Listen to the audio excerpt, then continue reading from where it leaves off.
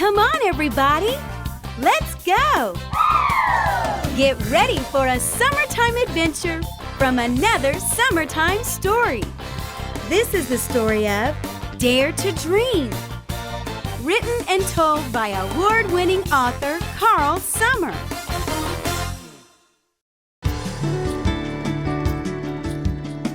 "Dad," yelled Roy as he was playing basketball with his friends.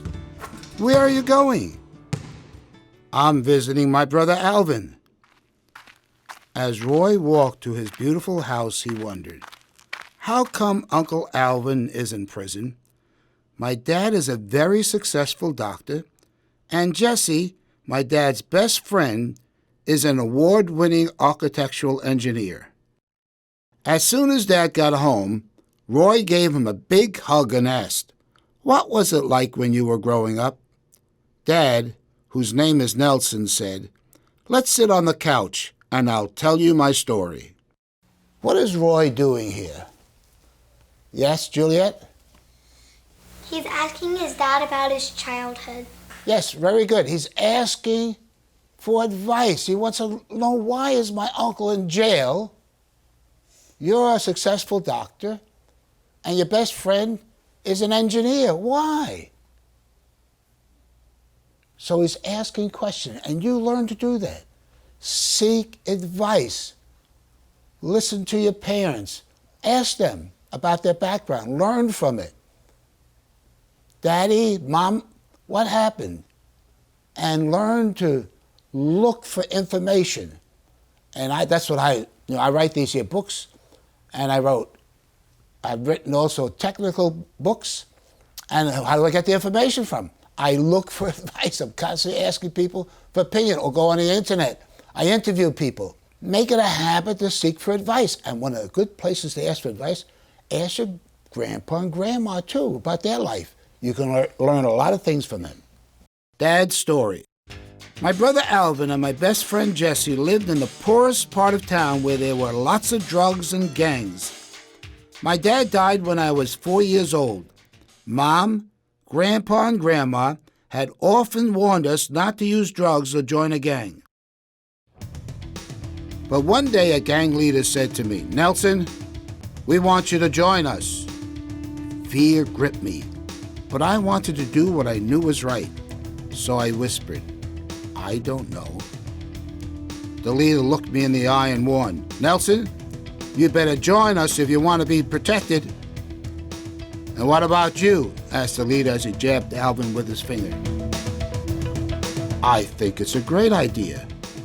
"Great," said the gang leader as he slapped Alvin on the back.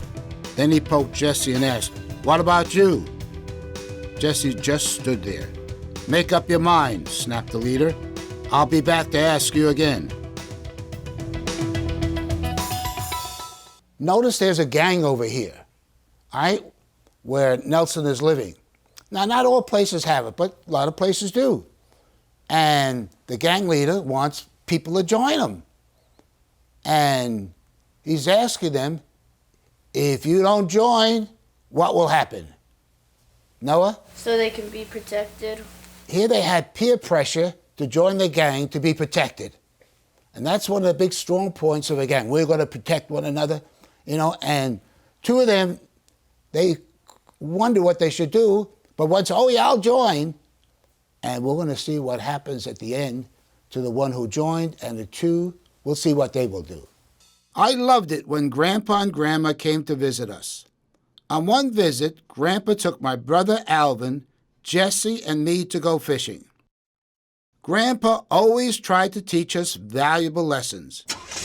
While driving to the lake, he said, "Don't think you know all the answers. Learn to ask for advice. I don't know this lake, so the first thing I'll do when I get to the bait shop is ask about the best place to catch fish." We stopped at the bait shop. "Where's a good place to fish?" asked Grandpa. "I've heard there's excellent fishing at the cove," said the store owner. We drove to the cove and went fishing. Sure enough, the fishing was great. After we had a great time fishing, Grandpa announced, Let's eat. We walked over to a giant oak tree and sat down on a bench. After we eat, said Grandpa, let's play football. Great, we said. Grandpa always wanted us to do our best, even when we were playing a game. He threw the football short and over our heads, so we had to run fast to catch the ball. He had a motto: if you want to be successful, you've got to make it a habit to do your best. After we played for a while, Grandpa said, let's sit down under the giant oak tree.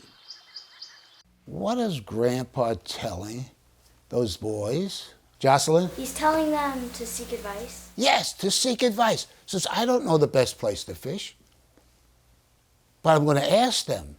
And you learn that. That's a very important lesson in life. Don't just think, I know everything. Learn to seek advice. That's what wise people do. Just look at Alvin over here. I want to play football. He's mad. He doesn't want to learn. And I see sometimes boys and girls like that. They're sore losers. They get mad if they don't have their own way. I want to do what I want to do. And that's the type of person Alvin is. Grandpa's trying to teach him. Then ask him, what should we do about this gang in the neighborhood? And Grandpa's now going to teach them a very important lesson. Now, this is an oak tree over here. I want you to listen very carefully, because Grandpa is going to give them some very excellent advice. Alvin was mad. He still wanted to play football. He sat down on the bench while Jesse and I joined Grandpa under the oak tree. We talked for a while, and then I said, Grandpa, a gang in our neighborhood wants us to join them. All the kids our age have joined. What should we do? Pick up an acorn, said Grandpa. I picked up an acorn and handed it to him. This acorn can grow to be as big as this giant oak tree, said Grandpa. But there are thousands of acorns lying all around, remarked Jesse. It's practically impossible for that acorn to become a giant oak tree. Grandpa stood up and told Alvin he should join them. When Alvin came, Grandpa put his hand on the trunk and said, this giant oak tree was once just like one of these thousands of acorns lying on the ground. But now it provides food and shelter for all sorts of creatures. For this giant oak tree to grow, it had to be planted and nourished. You can become... Let's play football, interrupted Alvin. Alvin, replied Grandpa, it might help you to listen to what I'm trying to say. Alvin got mad. He plopped down and stared at the ground. Who wants to become like a giant oak tree? Asked Grandpa. Jesse and I raised our hands. Then I said, everyone says it's hopeless where we live. You need to dare to dream, challenged Grandpa. Don't be like the thousands of acorns that never amount to anything. Dream that one day you'll become a giant oak tree. There are voices that want to keep you poor and ignorant. Refuse to listen to those voices of defeat. Instead, dare to dream big dreams.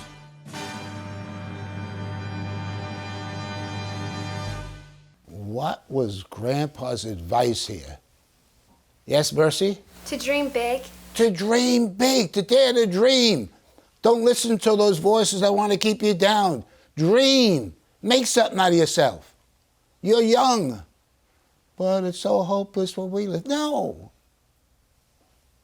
I grew up in New York City. I was a street kid. All right? My parents spoke German at home.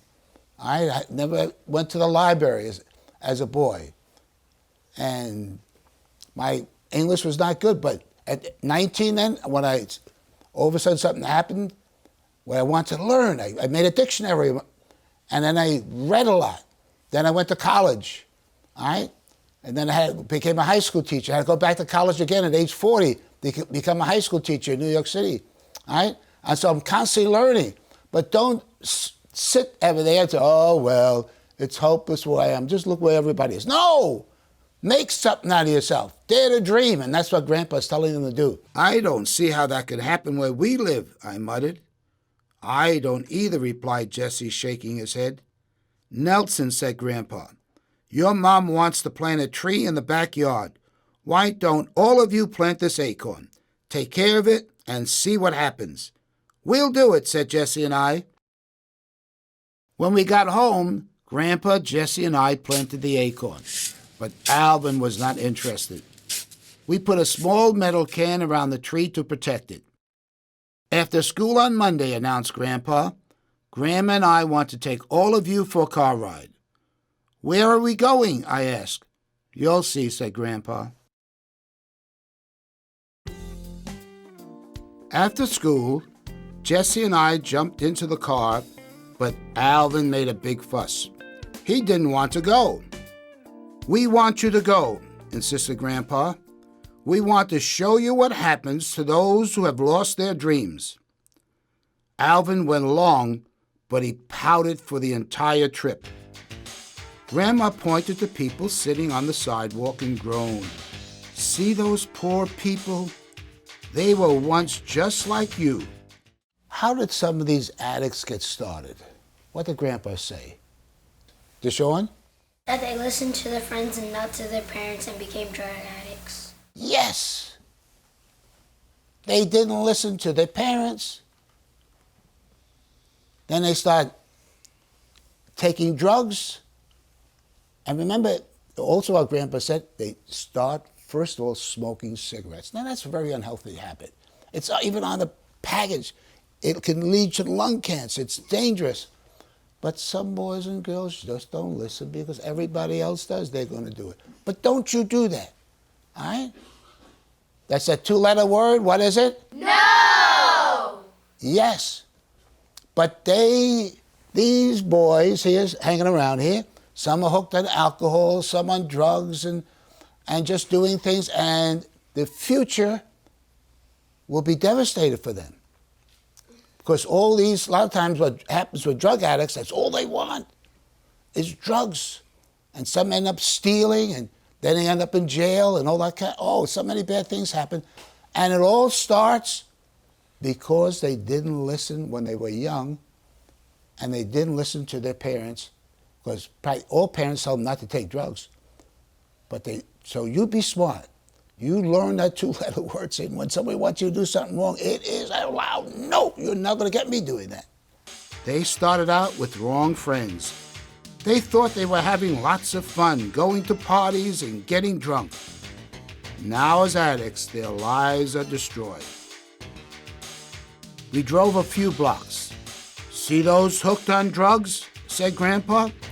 All they dream about is getting another high from drugs.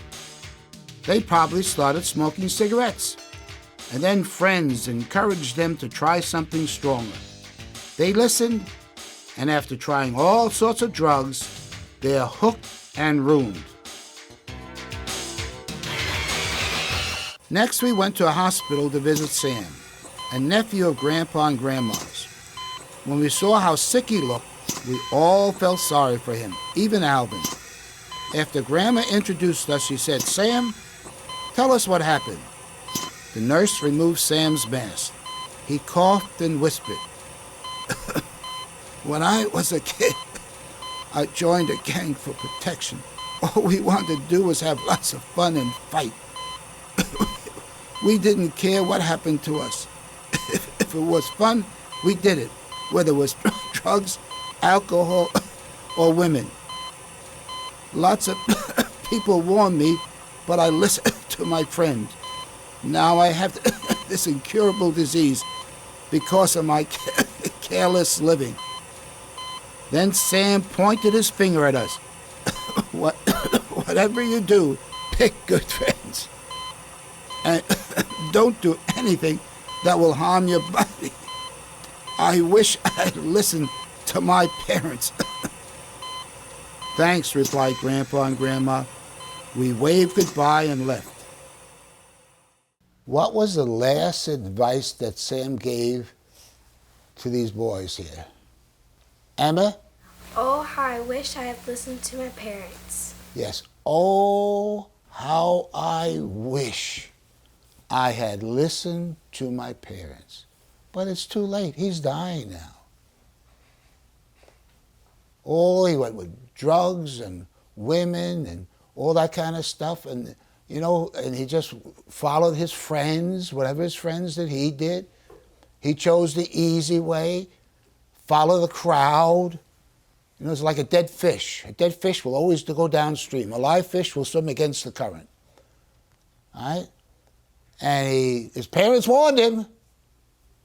But like many boys and girls, they don't listen. And so you listen to your parents, you'll avoid many, many problems in life. "Can we go home?" begged Alvin. "Yes," said Grandma, "but when we get home, I've got something very important to say."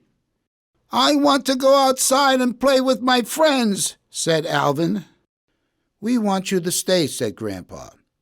When we got home, Alvin snuck out of the house to play, but Jessie and I wanted to hear what Grandma had to say.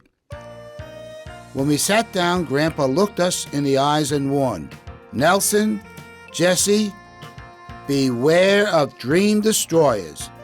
They'll make fun of you, call you names, and even threaten you. Be strong. Refuse to listen to them. Never let anyone steal your dreams." "But it's so hard in our neighborhood," I said. "Jessie and I work hard in school and get good grades, but our friends keep making fun of us." "Don't listen to them," urged Grandma. "One day you'll be glad you chose to do the right thing. And if you think it's difficult, I'll tell you about some people who really had it hard." Nelson and Jessie were making good grades in school, but what was happening to them? Hi, Claire? They were getting made fun of. They were making fun of. And that really happens. I was a substitute teacher. I took a year's leave of absence. I was a regular teacher, and to write this book, Schools in Crisis, Training for Success or Failure, I took a year's leave of absence from teaching. And during that time, I visited 27 different schools throughout New York City. And I taught all grades from 1 to 12 just to find out what was happening. Some of them were terrible. Now, there were some good schools, but some were very, very bad. And sometimes there's pressure for you to be dumb. They're dream destroyers. And if you happen to be one of those that are being made fun of, don't listen to them. You make something out of yourself. Don't follow the crowd. And so there's pressure for them to be dumb like the rest of them. No, don't listen to them. And so it takes character to stand up and say, no, I'm going to make something out of myself. I'm going to dream big. And that's the title of this book here. Dare to Dream. Learn to do that. Benjamin Franklin. In Benjamin Franklin's family, there was no time to waste. His parents had 17 children, and at the age of 8, Ben went to grammar school. After 1 year in school, he was the best student in his class. However, at the age of 10, his father wanted him to leave school and learn his trade of making soap and candles. Even though Ben was no longer in school, he loved learning so much that he spent all his money to buy books. 2 years later, Ben began working in his brother's print shop. At the age of 17, he left his brother's shop to work in another print shop in Philadelphia. After working there, he boarded a ship and went to work in a print shop in London, England. The workers called him Water American because he drank water while they drank lots of beer. Ben was willing to be different because he knew what he was doing was right. A year and a half later, Ben took a ship to return to Philadelphia. On board the ship, he made rules for his life, and he lived by them. Ben started his own print shop. He bought the best printing press and type. His work was so good that his print shop became the official public printer for Pennsylvania. He then printed a newspaper that became the best in all of the American colonies. Ben helped Thomas Jefferson write the Declaration of Independence. On July 4th, 1776, Congress approved it. That day became the birthday of the United States of America. Ben's eagerness to learn and to do what was right led him to become a writer, businessman, inventor, scientist, and an ambassador. Benjamin Franklin had many reasons to give up, but he never lost his dream. What do we see about Benjamin Franklin? Olivia?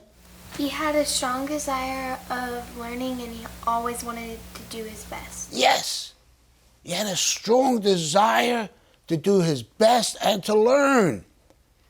He wanted to make something out of his life. And you learn to do the same. And when he went to England, everybody's drinking beer. He wouldn't do it. He had enough character in him. They say, no, I'm not going to do that. So learn to stand up for what you know is right. George Washington Carver. George Washington Carver was born a slave during the Civil War. A band of raiders kidnapped his mother and left George stranded along the roadside. As a young child, George was sickly and stuttered when he spoke. He did not walk until he was 3 years old. As a young boy, George became curious. He studied why some plants grew better in the shade and others grew better in the sun. He learned what made trees and plants sick, and he experimented with different kinds of soils. George became known as the plant doctor. George had lots of questions. He needed books to provide the answers. His adopted mother, Susan, gave him an old spelling book and helped him learn to read. But that wasn't enough. George wanted to learn more. At age 12, George left home to go to school. To pay for his schooling, he did laundry and housework. Some white folks once beat him because he was a black boy carrying books. But that didn't stop him from getting an education. George kept working and going to school. When he was 21 years old, he graduated from high school. When George applied to attend college, he was accepted. But when he went to enroll, the principal said, "You didn't tell me you were Negro. This college does not accept Negroes." Saddened, George left. It was hard to get an education as a black person. For the next 5 years, George did various kinds of work. Friends at church suggested he apply to Simpson College in Iowa. At 26 years of age, he was accepted. George again did laundry work to pay for his education. When George finished college, he went to Tuskegee, Alabama, and joined Booker T. Washington in a college he founded. The school was poor, but that didn't stop Carver from teaching his students well. In addition to his teaching, Carver traveled to teach poor farmers, both black and white, how to plant. Carver became a famous scientist, recognized the world over. He created over 300 products from the peanut alone. Carver had all kinds of reasons to give up, but he never lost his dream. What do you see about George Washington Carver? Deshaun? He has a strong desire to learn and he did not give up. Right, he had a strong desire. And he was a black, he was born as a slave, right? In those days, they kept slaves down. And when he was going to go to college, he was accepted, but he's black. You can't come here. But that didn't stop him. And he became a world-famous scientist from a little peanut. Imagine, he made over 300 products.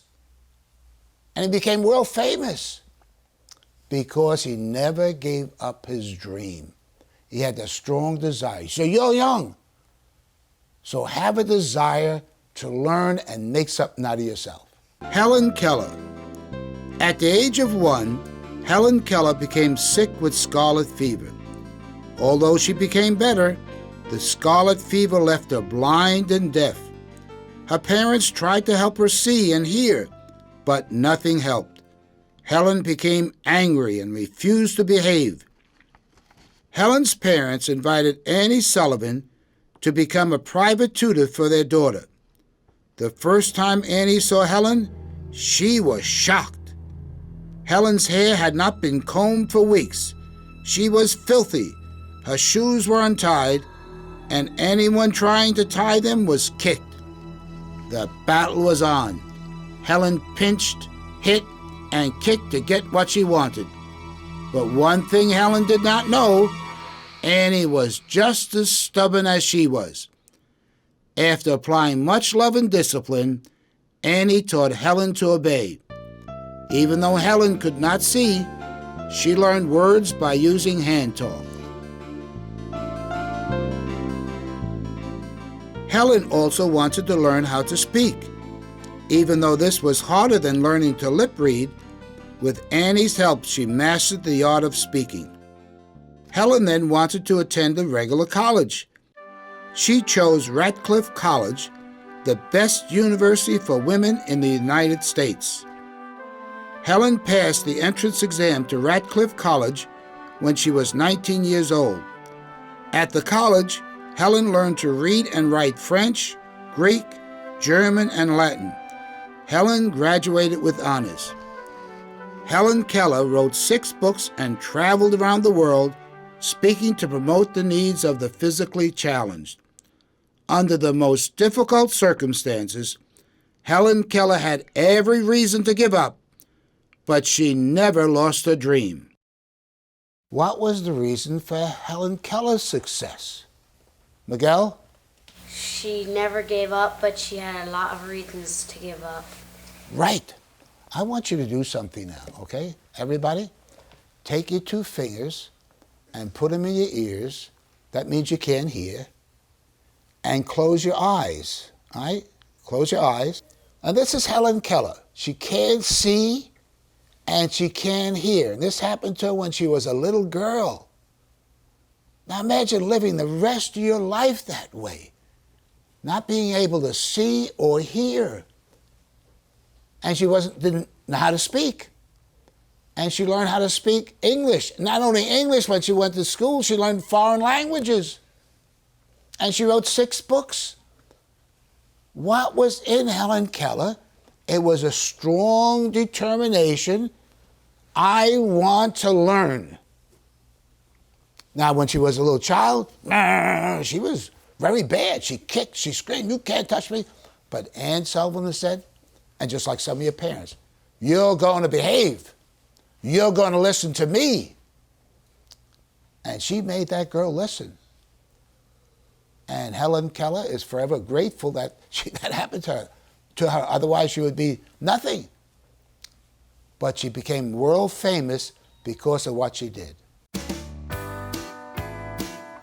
Abraham Lincoln. Abraham Lincoln, known as Abe, was born in 1809 in a tiny one-room log cabin in Kentucky. When Abe was 8 years old, his mother died. Abe loved to read. The family Bible was the only book in Abe's home, so he read it over and over. Abe said, "My best friend is the man who'll get me a book I ain't read." Abe made it a habit to be honest. When Abe and a neighbor built and opened a small log cabin store, he realized he had overcharged a woman a few pennies. Honest Abe walked 12 miles round trip to return the money. Although his business venture failed and his partner died, Abe paid all the money he owed. In the 1850s, more and more people were against slavery. They formed the Republican Party. Abe ran for the Senate and spoke against slavery. He lost. Again, he ran for the Senate. He lost. Determined, Abe would not give up. Then in 1860, his party nominated him as their presidential candidate.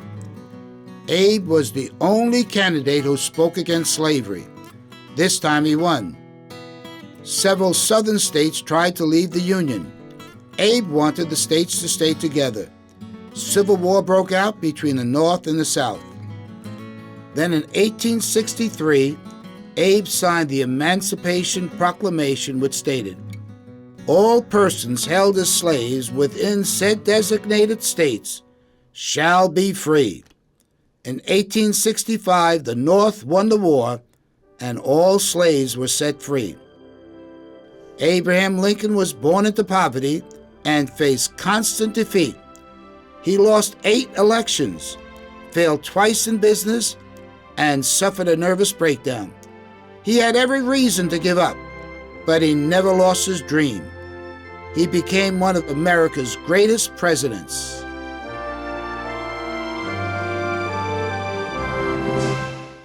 What was the reason for Abraham Lincoln's success? Andrew? He never gave up. He never gave up. He had every reason to, defeated 8 times of running for office and born poor. His mother died when he was young, but he wanted to learn to read. He wanted to study. He went into business. That failed also. Had so many failures in his life, but he never gave up. And that's critical if you want to be successful. Don't give up. Keep trying, and became one of the most successful presidents of the United States. "What do you think about those people?" asked Grandma. "I feel ashamed that I complained that my life was so difficult," I said. "If they could fulfill their dreams," said Jessie, "I know we can. We got it much easier." "Dare to dream big dreams," challenged Grandpa. "Be willing to sacrifice and work hard." Grandma added, "Take advantage of the schooling you're getting. Don't let anyone discourage you. One day when your dreams come true, you'll be glad you listened." Then I gave Jessie a high five and shouted, "Let's go after our dreams." "Yeah," proclaimed Jessie, "let's never give up." In the back of the book are these guidelines, what Grandpa's going to be telling these boys. And also it's free on our website under free resources. So learn to listen to them. That's very, very important advice. "Let's go to the backyard," said Grandpa. When we went outside, Grandpa read to us Dare to Dream guidelines. Stand up straight and do what's right. Choose your friends and music carefully. Be honest and work hard. Never do anything that harms your body. Refuse to listen to voices that lead you to poverty and ignorance. Earnestly desire wisdom and understanding. Find places where good people meet and join them. Listen to your parents. Never let tough times and discouragement stop you from doing your best. Dream realistic dreams that build on your desires and abilities, but dream big and be willing to work hard to fulfill your dreams. After tucking the guidelines into his pocket, Grandpa pointed to an oak tree he had planted and said, "Hang the guidelines up and read them over and over again. Dream to become a giant oak tree. Then use your success to make this world a better place." We're now going to see what happens to Nelson, Jessie, and Alvin. And I want you to listen particularly to what Alvin says at the end of this story. The next day when we went back to school, everything was the same, but we were different. Now we wanted to learn all we could. Every year when Grandpa and Grandma visited us, they asked, "Are you still daring to dream?" It wasn't easy, but Jessie and I were determined to make our dreams come true. Whenever I looked at the oak tree, I reminded Jessie, one day we'll become giant oak trees. Alvin, however, joined a gang and ended up in jail. Jessie loved math and became an architectural engineer. And I loved science and became a doctor. Today, both Jessie and I are active in our community to make this world a better place. When I visit Alvin, he always groans, "Oh, how I wish I had listened to Grandpa and Grandma." That's why Jesse and I are forever grateful for Grandpa's advice, dare to dream. And now, an award-winning song from Character Kids.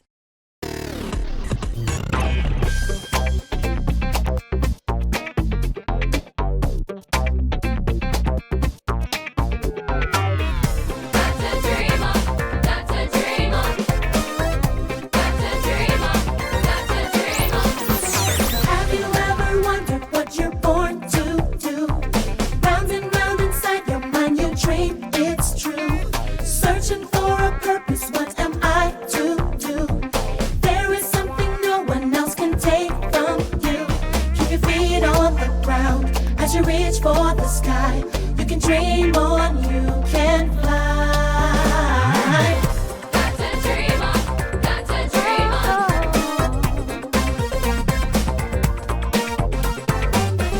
Got to dream on, got to dream on. There's so many things we can't control, you see. Being born, our parents' nationality. But we can choose to live our lives with certainty. Here's how you can spark your ingenuity. Keep your feet on the ground as you reach for the sky. You can dream on, you can fly. Dream on, dream on, dream on, dream on, dream on, dream on, dream on, dream on. Use your imagination. Dream on, your aspiration. With some determination. Dream on, dream on, dream on. I know that you can do it if you put your mind to it. It's gonna take some work, but doesn't hurt to stick to it. Cause you were made one of a kind. So if you keep your head up in the books, you'll be just fine. Give it your all, imagination and conviction. I'm saying this against in every city, every nation. And fools say you never make it, don't you dare believe it. You gotta stay focused and you really will achieve it.